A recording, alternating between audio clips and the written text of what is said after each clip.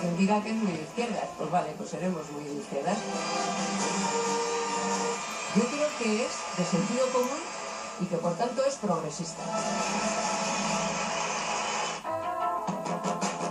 Es la cara y el alma de UPyD, pero durante más de 30 años fue una entusiasta dirigente del Partido Socialista.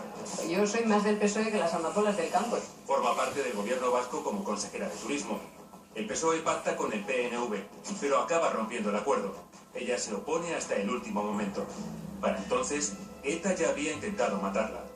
El método, un libro bomba que mandan a su casa. Yo creo que esto será Es su marido así, quien lo abre, pero el explosivo falla. ¡Asesinos! ¡Asesinos! Se fija un objetivo ambicioso, la segunda vida. La política del nuevo líder le grita. Es la primera vez en la historia de la democracia española que un gobierno cede al chantaje de ETA. Se manifiesta en su contra y pide más pactos con el PP. Cada vez se siente más sola dentro del partido. La situación es insostenible y Rosa Díez termina por abandonar el partido de toda su vida. Es que el gobierno Zapatero ha pactado con unos partidos políticos que no creen en el Estado. Pero para cuando se va, ya ha puesto en marcha un partido nuevo, UPyD. 4 años después, la formación magenta se convierte en la cuarta fuerza política del país. Hoy, Rosa Díez es el azote del Congreso. Dígalo conmigo, rescate. Líder de un partido en auge. Millones de españoles son de UPyD y no lo saben. La política mejor valorada de nuestro país. Hoy, Rosa Díez rompe moldes también en la sexta noche. Bienvenida al plato de la sexta noche.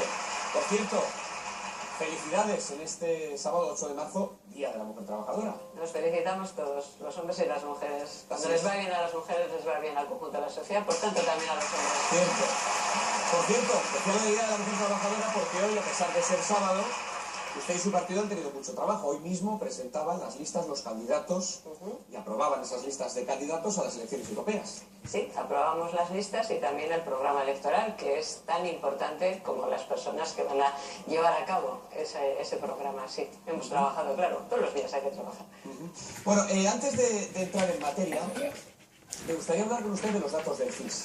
Que de nuevo vuelven a colocarle a usted como uno de los políticos mejor valorados del panorama español. Ya son varias las ocasiones en las que usted tiene la mejor nota de los políticos españoles, pero aún así, teniendo la mejor nota, suspende. Parece que hay una desafección absoluta entre los políticos y la población.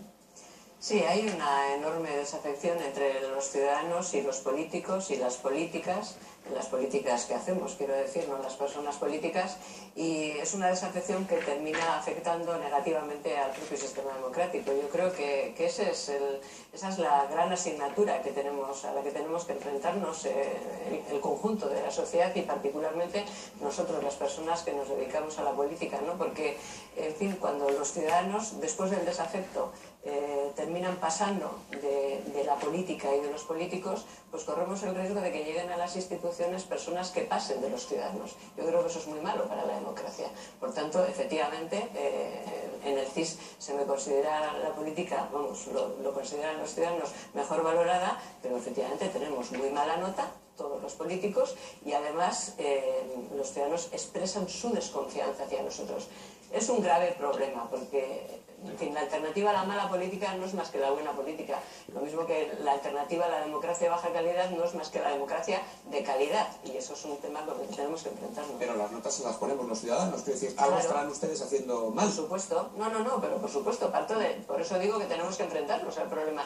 Claro que ustedes nos ponen la nota, que los ciudadanos nos ponen la nota y que la nota se corresponde con la percepción que tienen los ciudadanos de cómo hacemos el trabajo y del trabajo que hacemos. Claro que es nuestra asignatura. En fin, en las mismas encuestas, además de valorar mal a los políticos y, por cierto, a todas las instituciones. Este es un problema que tiene España, que es que no hay una institución que se salve. Ese es un problema para cualquier país. Además de valorarnos mal, también los ciudadanos muestran sus preocupaciones y nos vuelven a decir que la corrupción política es una de sus mayores preocupaciones, que por cierto en la última encuesta del CIS ha subido varios puntos. Bueno, enfrentarnos con ese problema también es algo que es nuestra obligación y que tiene que ver con la caracterización que tienen los ciudadanos de nosotros. Hasta 5 puntos en un mes ha subido precisamente la preocupación con respecto a la corrupción de los ciudadanos españoles. Claro. ¿Por dónde empezaría Rosa Díez a cambiar esa percepción que tenemos los ciudadanos de los políticos? ¿Qué es lo primero que habría que hacer? Hombre, Y no solo de los políticos, sino también de las instituciones. sí, modestamente pienso que es lo que estamos intentando hacer desde Unión Progreso y Democracia. Ustedes contaban en el vídeo, por cierto, en ese congreso no hubo primarias. Ese congreso al que yo me presenté era un congreso, no eran primarias. No se hacían primarias en los congresos. Vamos, como una nota. ¿Ustedes hacen primarias, no piden? Claro, llevamos como 300 primarias, elecciones primarias desde que hemos fundado el partido, que son muy poquitos años. No, decía que modestamente lo que tratamos de hacer es eso, ¿no? Regenerar la democracia es algo para lo que nacimos. Y cuando se dice regenerar la democracia es algo tan sencillo como devolver a los ciudadanos el control sobre la política, sobre los partidos políticos y sobre las instituciones democráticas. ¿Qué hay que hacer para eso? Pues hay que cambiar leyes. No vale solamente con hacer un discurso, hay que cambiar el Código Penal, por ejemplo. ¿Para qué? Pues para que el enriquecimiento ilícito de los cargos públicos sea un delito que esté en el Código Penal, o para que, en fin, los partidos políticos tengan responsabilidad penal. Afortunadamente eso se ha introducido en el Código Penal el año pasado, gracias a una enmienda de Unión Progreso y Democracia, o para que sea delito la financiación ilegal de los partidos políticos. Es decir, tenemos que autocontrolarnos. Cuando los ciudadanos vean que nos ponemos controles a nosotros mismos, empezarán a creer en nosotros. Tenemos que cambiar la ley electoral. Me puede decir usted, no, ¿por qué? ¿Porque perjudica a un partido respecto a otro? No, porque perjudica directamente a los ciudadanos. La ley electoral lo que hace es devaluar el voto de cada uno de nosotros en función de a quién vote. O sea que indirectamente perjudica a los partidos políticos que no son nacionalistas, o sobre todo que no son PSOE o PP. Porque, a ver, los nacionalistas se benefician, pero la ley está hecha para el PSOE y para el PP. Tenemos que cambiar la ley electoral para darles posibilidades a los ciudadanos de controlar mejor a los políticos. Es decir, hay que cambiar las políticas que se hacen y la forma de hacer política. Y entonces los ciudadanos pues, nos mirarán y nos creerán. Le voy a hacer una pregunta que seguro que a usted le suena. Y es una acusación que siempre se ha escuchado mucho en torno a su formación, a la formación magenta de UPyD, y es la falta de definición o en la izquierda o en la derecha. Esta gente es de izquierdas, es de derechas. Yo le voy a preguntar en primer lugar si usted cree que es necesario estar a un lado o a otro. Bueno, a un lado o a otro, en el sentido clásico, no. Porque yo creo que hay muchos matices. Es verdad que hay mucha gente, muchos matices, muchos grises. En la vida no es blanco y negro. Hay muchos colores intermedios y muchos matices para casi todas las cosas. Pero ciertamente, es verdad que ya esa pregunta solo nos la hacen los periodistas. A mí los ciudadanos no me lo preguntan nunca. Si quiere que le diga la verdad. En la calle, cuando voy por la calle, me paran y me saludan o me dicen, unas veces de una forma crítica, otras veces de una forma más positiva, nadie me pregunta si usted de derechas o de izquierdas, o su partido es de derechas o de izquierdas. Y en Facebook, que tengo 50 y tantos mil seguidores y me escriben y les contesto, nadie me lo pregunta. Valoran las cosas que estamos haciendo, le parecen bien, le parecen mal. Los periodistas de vez en cuando todavía nos lo preguntan, pero yo creo que a veces hay mucha gente todavía que necesita las palabras para esconderse detrás de ellas. Hay gente todavía en España que piensa, por ejemplo, que ser de izquierdas es lo mejor. Y que por tanto, si alguien dice esto lo hago porque esto es de izquierdas, entonces detrás de esa palabra pues se amparan. Hay quien piensa que ser de derechas es lo mejor y detrás de esa palabra se amparan. Yo también, cuando era más joven, creía que todo lo bueno estaba a la izquierda. Ahora tengo 61 años y he aprendido que no, que ser progresista, en fin, no está solo reservado para la izquierda o para la derecha. Que desde posiciones conservadoras se hacen políticas que son progresistas. ¿Qué es el progresista? Que contribuye al progreso de las personas y por tanto de la sociedad. Y que desde posiciones de izquierda se hacen políticas progresistas que contribuyen a ese y viceversa. Entonces yo creo que a mí me gustaría que los ciudadanos analizáramos las cosas que se hacen y no el título que nos ponemos. Dice, oiga, esta posición que están manteniendo en esta materia, ¿yo la comparto? Pues sí. No me pregunto, ¿es de izquierda? Si nosotros planteamos una reforma, por ejemplo, de las normas laborales, una reforma de las normas que el gobierno ha puesto en marcha, la reforma laboral, hacemos una enmienda a la totalidad. Pues no sé si la gente se va a poner a pensar si es de derechas o es de izquierdas. Se pondrá a pensar las consecuencias que tiene y a la luz de las consecuencias pues estará a favor o en contra. Lo decía en ese vídeo usted que han puesto, hacía esa explicación. Y no, me preguntan si somos de izquierdas o somos de derechas. Pues que la educación sea competencia del Estado, por poner un ejemplo. ¿Es de derechas o es de izquierdas? Pues a mí algunas veces cuando defendemos que la educación sea competencia del Estado, en el Congreso de los Diputados me han dicho que eso era muy centralista y muy de derechas. Otras veces por defender lo mismo me han dicho que es muy de izquierdas. A veces dicen que somos de la extrema izquierda. Una vez en un debate unos nos dijeron que éramos de la extrema izquierda, otros que éramos de la extrema derecha, incluso hubo, se lo juro, uno que dijo que éramos del extremo centro. Digo, bueno, pues no sé, o sea, pues lo importante es lo que defendemos. Bueno, voy a presentar a los tertulianos que nos van a acompañar esta noche, empezando por Maite Alcaraz. Maite, buenas noches. ¿Qué tal? Buenas noches. Bienvenida a la sexta noche. Se acompaña también nuestra compañera Cristina Pardo. Hola, Cristina. Hola, buenas noches. Buenas noches, bienvenida. Carmen Encina, buenas noches. Buenas noches a todos. Placer, compañero. Y también está con nosotros Eduardo Invaldo. Eduardo, buenas noches y bienvenido. Si le parece, vamos a empezar la primera cuestión con Eduardo. Adelante. Esta pregunta no se la hago en mi nombre, sino en el nombre de los millones de ciudadanos que creen en la tercera España. Acaba de hablar usted de la ley electoral que castiga a los partidos pequeños. ¿Por qué entonces no se coaliga con Ciudadanos o incluso con Vox para las próximas 3 elecciones? Lo digo porque el rechazo que usted manifiesta a esta posible coalición favorece a los dos grandes partidos. Bueno, yo no sé a quién favorece, bueno, sí sé. Yo creo que a quien favorece que un partido político como Unión Progreso y Democracia se presente en toda España con las mismas siglas, con el mismo nombre, con el mismo programa, con el mismo proyecto y con claridad, a quien favorece es a los ciudadanos. Yo creo que por eso lo hacemos, por coherencia. Nosotros nacimos porque creíamos que en España hacía falta un partido político que defendiera el Estado. Defender el Estado es defender la igualdad de los españoles, no es defender un mapa. Y pensamos, para eso, para defender el Estado, que hacía falta un partido político inequívocamente nacional, progresista, laico, transversal, que defendiera esa posición política en toda España y que lo hiciera sin complejos y que nos presentamos en Cataluña y lo hacemos, aunque allí cuesta muchísimo entrar porque hay partidos nacionalistas y incluso a los partidos nacionales les cuesta mucho más y lo hacemos en el País Vasco y lo hacemos en Madrid y lo hacemos en Canarias, lo hacemos en toda España. ¿Por qué hace falta un partido político nacional con estas características? Eso es lo que creemos, por eso nacimos y por eso lo defendemos. ¿A quién favorece? Favorece a los españoles, a los ciudadanos españoles que ven con claridad cuál es la posición política que nosotros tenemos. Yo creo que eso es lo que nos importa, lo más importante para nosotros. ¿Pero es consciente usted de que defienden más o menos lo mismo que Ciudadanos y posiciones respecto al Estado muy similares a las de Vox y todo ese voto se va a disgregar? No estoy de acuerdo. Y la unión hace la fuerza y la disgregación pues no tiene tanta fuerza. Pero es que no estoy de acuerdo con eso. Efectivamente, en un país, en una democracia como es España, hay muchas cosas en las que coincides con unos o con otros, pero cada uno desde su personalidad y desde su posición. Yo no sé en qué coincido, por ejemplo, me está citando usted un partido político que no ha nacido, que no se ha presentado a las elecciones todavía. Yo no sé en qué podemos...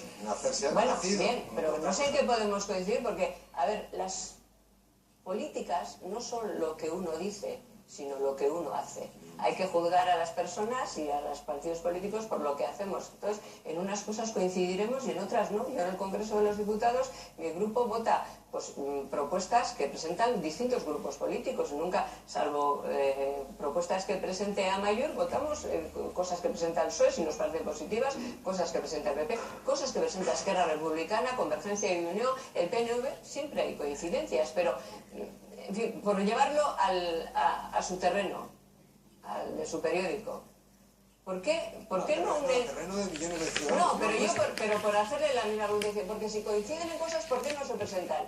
Si coinciden en cosas, ¿por qué mantiene cada cual su cabecera? Pues porque coinciden en varias cosas, pero en otras no. Y entonces cada periódico o cada emisora mantiene su cabecera. Y dice, hombre, y eso además teniendo en cuenta que un medio de comunicación lo único que quiere es ganar dinero, se supone. Y a veces hacen fusiones, este caso es un ejemplo, pues para ganar más dinero. Pero un partido político, el nuestro desde luego, lo que quiere sobre todo es mantener una posición política, ser coherente y defender esa posición política en todas. ¿Y se podrían plantear de cara a las elecciones generales de dentro de año y medio?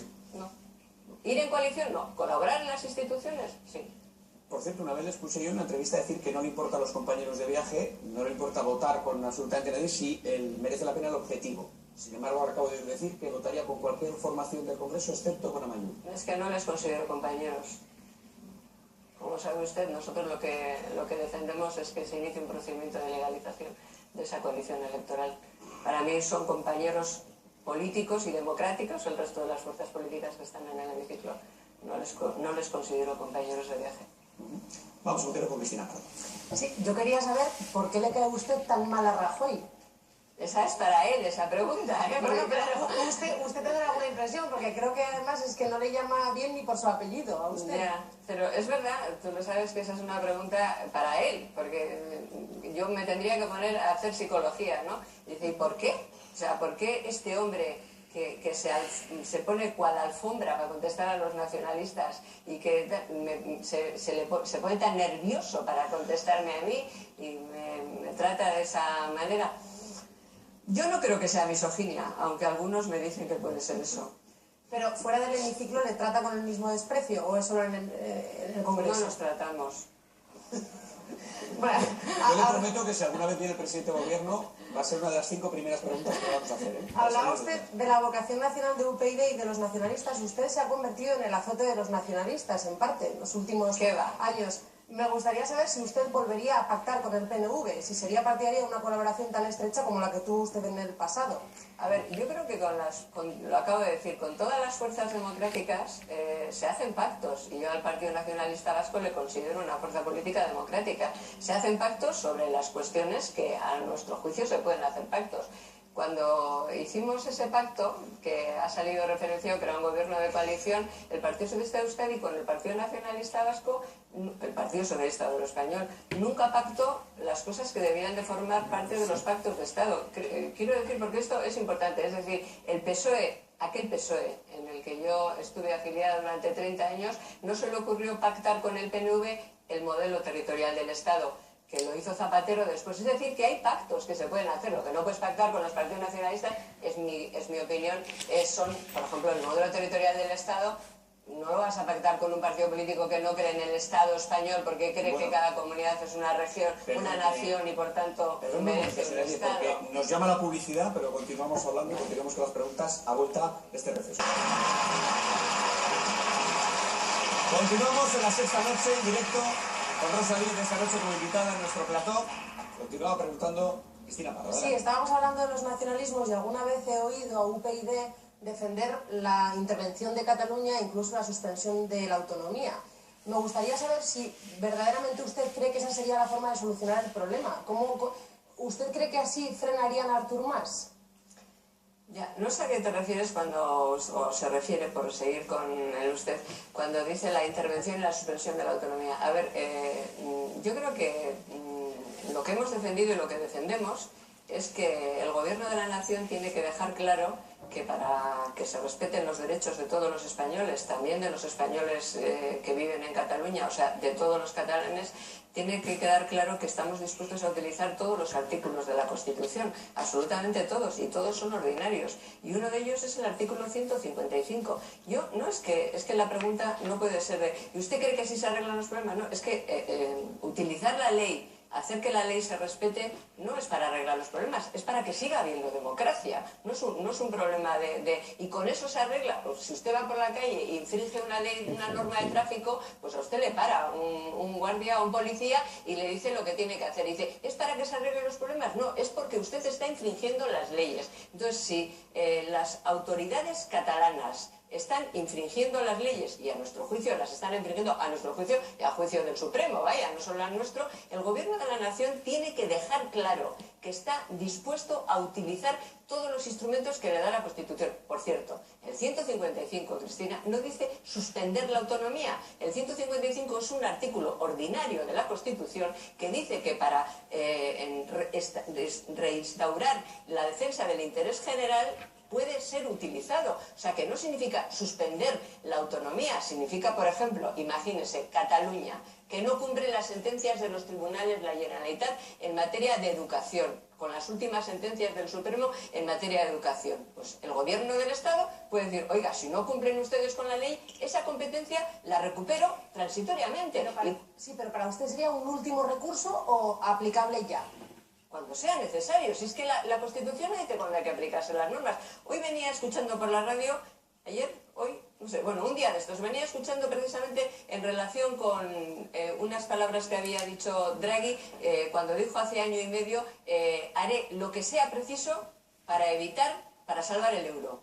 Como dijo, haré lo que sea preciso para salvar el euro, nunca tuvo que hacer nada, más que decir que estaba dispuesto a hacer todo lo que fuera preciso para salvar el euro. Si el gobierno de la nación le dice al gobierno de Cataluña, por ejemplo, oiga, haremos lo que sea preciso para que ustedes no saquen una urna a la calle, pues no tendrán que hacer nada, porque no sacarán una urna a la calle. Entonces, hay algunas cosas que tienen que quedar claro, que le tienen que quedar claro a aquel que se salta la ley y que está dispuesta a saltársela. Si tú le adviertes que no lo vas a permitir, que no lo vas a consentir y que en defensa de la legalidad y por tanto en defensa del interés de todos los españoles vas a utilizar los instrumentos que te da la Constitución, pues el otro probablemente hará lo que tenía que haber hecho, retroceder.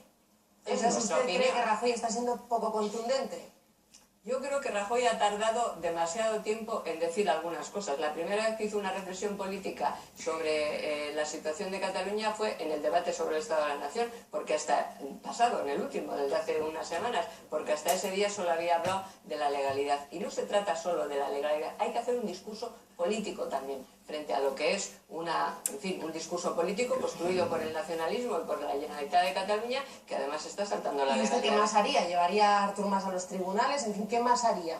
Pues si estuviera en su mano. Yo creo que hace mucho tiempo que habría hecho dos cosas. Primero, advertir al gobierno autonómico, a ese gobierno que se está saltando la legalidad, que no íbamos a consentir que se la saltaran, advertirle de forma que lo tuviera claro, que íbamos a utilizar absolutamente todos los instrumentos de la Constitución.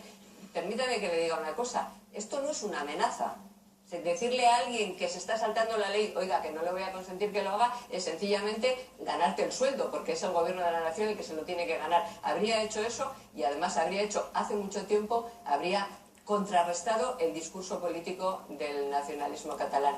En Cataluña y en España, frente al discurso, por llamarle discurso, a la falacia, a la construcción falsa de un discurso nacionalista y de una realidad diferente en Cataluña y de Cataluña respecto del resto de España, lo que no ha habido por parte del gobierno de España ha sido un discurso político frente a ese discurso, ni por parte del gobierno ni desgraciadamente por parte de casi nadie. Fíjense que en el Reino Unido y en Escocia, a pesar de que la independencia de Escocia, el referéndum, es una cosa que cabe en las leyes del Reino Unido, a pesar de eso, el gobierno británico, desde el mismo momento en que se convocó el referéndum, ha hecho un discurso político alternativo, pero un discurso político que no es un discurso sentimental. Frente a un discurso nacionalista que apela al sentimiento, no se puede hacer otro discurso de otro corte nacionalista que apele también al sentimiento. No ha habido un discurso político con argumentos políticos para hacerles comprender a muchos ciudadanos catalanes y del resto de España que esto que está pasando es importante y que no tiene solamente una versión. Ya la última. En su opinión, entonces, Rajoy, ¿qué está haciendo? Esperar a ver si escampa. Bueno, vamos a cambiar de tema y vamos a continuar con Maite Alcaraz. Rosa, usted hablaba hace unos minutos del enfrentamiento que tiene continuado con el presidente del gobierno, pero yo creo que usted, además, enfrentamiento con el presidente del gobierno, o por lo menos cada vez que hablan no tienen un tono de moderación y no tienen puntos de encuentro, pero a mí me parece que eso también ocurre con el jefe de la oposición, con el secretario general del Partido Socialista, con el señor Rubalcaba. ¿A qué atribuye que usted genere esa crispación en los dos grandes líderes, tanto el del Partido Popular como el del Partido Socialista, por no retrotraernos también a lo que pasó con Zapatero, que a lo mejor eso se explica más por ese enfrentamiento que tuvieron en el Congreso en el que él salió vencedor? No puede atribuirse solo a la misoginia. Entiendo que a lo mejor, no sé si hay algún temor por parte de los dos grandes líderes nacionales a que usted esté copando terreno al bipartidismo. Vayamos por partes, que decía Jack el Destripador. Primero, yo no tenía una mala relación con el presidente Zapatero derivada de un congreso, como usted acaba de decir, porque, si no recuerdo mal, ese congreso del que usted ha hablado, del que estamos hablando, se celebró en el año 2000 y yo llegué al Parlamento en el año 2008. Hasta el año 2007 yo estuve en el Partido Socialista, por tanto no se había producido una relación causa-efecto, habían pasado 7 años, fíjense, nos habíamos hecho viejos. Entonces, ¿a qué lo atribuye? No, bueno, por tanto eso, o sea, no había una... Y jamás en el Congreso de los Diputados el presidente Zapatero me contestó de la manera que me contesta Mariano Rajoy. O sea que eso, como se puede ir a hemeroteca, pues se puede ver perfectamente. Otra, no había pensado yo que Rubalcaba tenía conmigo una relación crispada, pero ahora que me lo dice voy a ver si miro algún vídeo, pero no tengo yo esa sensación de que Rubalcaba está crispado conmigo. Desde luego yo no estoy crispada con él. Entre otras cosas no debato con él, no me toca debatir con él, me toca debatir con el presidente del gobierno, que yo, en fin, soy un partido de la oposición. ¿Se lleva bien entonces con Rubalcaba? No tengo una relación crispada, que es la apreciación que usted ha hecho. O sea, no sé de dónde lo ha sacado, pero en todo caso no me encuentro yo en una relación crispada. Insisto, entre otras cosas porque no debato con él. Y además, aunque debatiera, en fin, no hay crispación entre Rubalcaba y yo. Y tampoco hay crispación entre Rajoy y yo, perdón, ¿eh? El que se crispa es Rajoy. O sea, no, porque merece la pena que veamos los debates. Yo el otro día, en el debate de investidura, sobre el Estado de la Nación, yo sé que hice un discurso políticamente duro, lo sé, pero absolutamente educado. Y el presidente me contestó maleducadamente y sin ningún argumento político. O sea, que esa es la diferencia. Yo entiendo que tenga que haber un debate, todo lo duro que pueda ser. ¿A qué lo atribuyo? Pues ya digo, es una pregunta para él. A mí, algunos diputados del PP, ahora que no nos oye nadie, se lo voy a apuntar. Algunos diputados del PP, cuando terminan esas cosas y estamos en la cafetería tomándonos ya un café con leche, pues me dicen, tienes que arreglarte con él. Yo digo, ¿pero cómo qué? Yo no me puedo arreglar, si yo no tengo ningún problema. Hombre, tenéis que arreglarlo. Entonces, porque con lo tranquilo que es con todo el mundo, no sé por qué contigo, que se lo digan. O sea, yo quiero decir, yo no tengo ningún problema personal. Y antes creo que Cristina decía, y en el corto y tal, es que no tengo cortos, pero la única vez que hablo con él así tranquilamente, que fue el día de la Constitución, pues estuvo muy educado, muy simpático.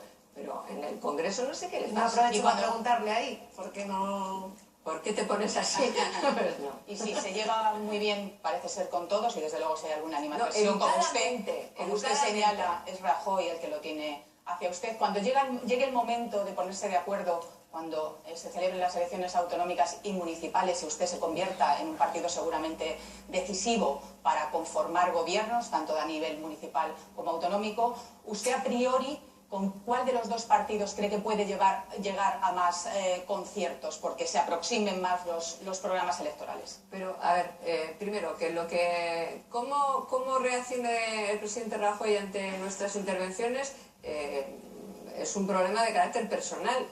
Lo importante es la política. No son las personas. Yo, después de esa reacción del presidente Rajoy, si al día siguiente el PP lleva una propuesta que a nuestro grupo le parece razonable, nosotros votamos esa propuesta. Por eso digo, ¿qué pasará después de las elecciones? Pues nosotros haremos en Madrid, en Valencia, en Burgos, en Sevilla, donde nos corresponda, haremos lo mismo. Es decir, si tenemos capacidad para decidir qué política se hace, no quién gobierna, sino qué política se hace, pondremos un papel con esas políticas sobre la mesa. Haremos lo que hicimos en Asturias. Nosotros en Asturias, después de las últimas elecciones autonómicas, le dimos al PP, a Foro y al Partido Socialista el mismo documento de las cosas que queríamos pactar para hacer presidente a uno o a otro. El PP nos dijo, está muy bien esto, nos parece muy bien, pero tenéis que convencerle a Foro de que la presidenta tengo que ser yo. Foro nos dijo, esto estábamos dispuestos a hablarlo, pero tenéis que convencer al PP que el presidente soy yo, o sea, cascos. El PSOE primero no se lo creyó, pero se puso a estudiarlo y al final llegamos a un acuerdo, pero el documento era el mismo y era público. Pues cuando se celebran las elecciones, al día siguiente nuestro partido presentará un documento político, se lo presentará por igual a todos los que quieran, naturalmente, hablar con nosotros, y en función de los acuerdos que podamos llegar con unos o con otros, apoyaremos a uno o a otro para hacer esas políticas, o no apoyaremos a nadie. Pero precisamente usted habla de apoyar, Rosa, pero ¿será solo un apoyo en determinados proyectos parlamentarios o incluso darían un paso adelante y con cualquiera de los dos partidos entrarían a formar parte de sus gobiernos? Pues depende del número de votos que nosotros también tengamos. Quiero decir que a mí me parece, por ejemplo, el modelo de Asturias. En Asturias también nos ofrecían entrar, pero si tienes un diputado, a mí me parece que no es decente entrar en el gobierno. Los ciudadanos te han situado, te han dado una cuota de capacidad de poder y de influencia, pero En fin, no me parece que te han situado como para entrar al Y aunque gobierno. se lo pida el partido, el segundo sí para partido más- cuestionar la política. Entonces, depende. O sea, ¿qué será lo importante? Que nosotros trataremos de que se haga otra política y que se haga de otra manera. Y si para eso tienes que estar en el gobierno, estás. Pero si no tienes que estar, pues no. O sea, si no es necesario, no estás. Porque lo importante no es estar en el gobierno. Lo importante es favorecer a que se haga otra política. Y una cosa muy rápida. Esto es muy importante para mí, ¿eh? O sea que estar en el gobierno no es lo importante. Provocar que se cambie la política o que se hagan las políticas que se han pactado es lo importante. Y aunque se lo pida el segundo partido más votado y no el primero, Es que no es ni el segundo ni el primero. Se trata de la política que se puede hacer si tienes los votos suficientes para hacerla. Una cuestión, y hablando de relaciones antes de pasar con Carmelo, cuando volvió en esta ocasión al Congreso de los Diputados, ya con UPyD, ¿cómo le Pero volvió, recibieron? no, ¿eh? Yo no había sido nunca diputada Pero nacional. efectivamente, cuando Por llegó, primera vez. correcto, así es. Cuando llegó con UPyD al Congreso, ¿cómo le recibieron sus antiguos compañeros socialistas? Pues algunos muy mal. Y con muy mala educación. Sí, ciertamente.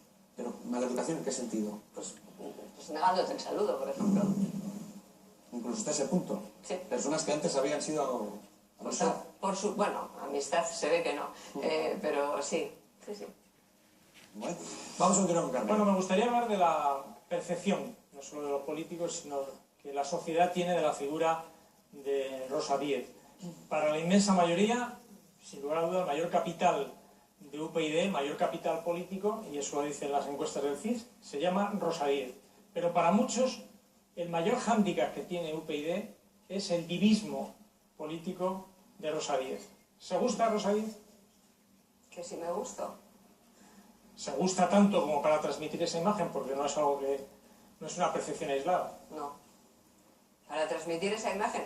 Bueno, yo lo del divismo es una cosa que le he oído a usted. En el CIS no lo he visto nunca. No, en divismo no se hace la pregunta. En el CIS no hacen la pregunta Ya, sobre entonces- si es una diva Ya. política ¿Y entonces Rosa Díez. de No, dónde- no aparece esa pregunta. ¿Y entonces de dónde lo deriva usted? Bueno, yo lo derivo de que yo creo que ha salido en más de un comentario y de que la sociedad, desde mi punto de vista, tiene la impresión, sí, de que Rosa Díez tiene un divismo que, por ejemplo, le impide pactar con ningún otro grupo, aunque haya afinidades. Por ejemplo, el portazo del que antes hablábamos que le dio a Ciudadanos. ¿Pero qué portazo? ¿De qué me está hablando? O sea, ¿es un divo Rajoy porque no pacta con Rubalcaba no ir a las elecciones juntos? Le estoy hablando que ni siquiera consideró ni sometió a nadie de su No, partido pero que qué- yo sepa pero qué- la posibilidad de llegar a acuerdos con Ciudadanos. Pero eso de que ni siquiera sometió a nadie de su partido que usted sepa, ¿eso de dónde lo saca? Lo saco de que la respuesta fue categórica desde el minuto 1. A juzgar por lo que ha trascendido. Pero aquí hablamos, o sea, ¿usted me quiere hacer preguntas o quiere...? No, yo quiero saber un poco.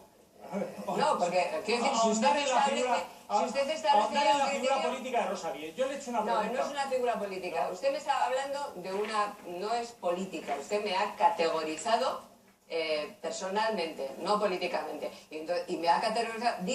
A mí me dicen, yo le digo, no es... Eso es falso. Le digo, es falso. ¿Pero es falso qué?